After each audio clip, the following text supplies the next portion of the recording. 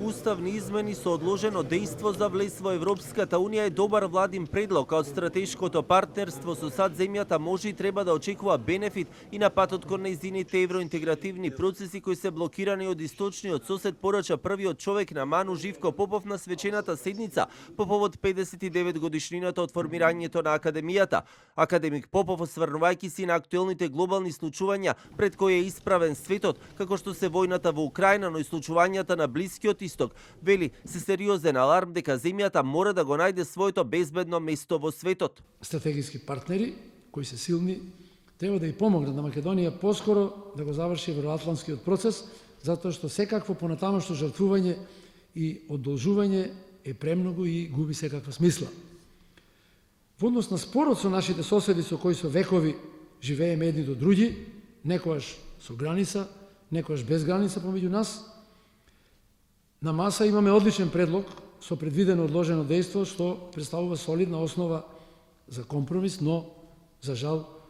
не се прифаќа за реализација.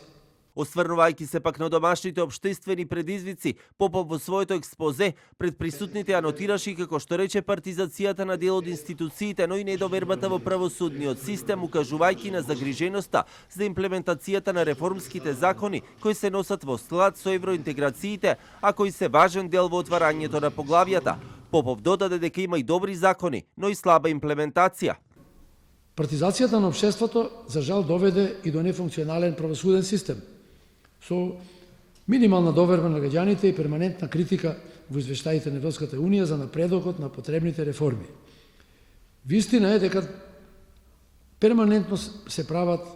повеќе квалитетни реформи, се предлагаат добри решенија, но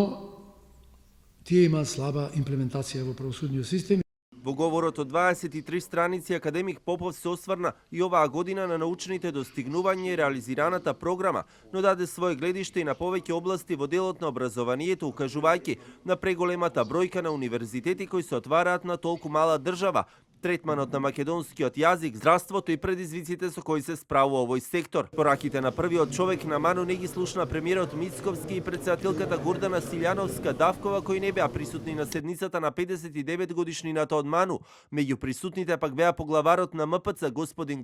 Стефан, претседателот на Собранието Африм Гаши, министерката за образование Весна Јаневска, скопскиот градоначалник Орце Ѓорѓевски и поранешните претседатели на Ману Владо Камбовски и Таки Фити.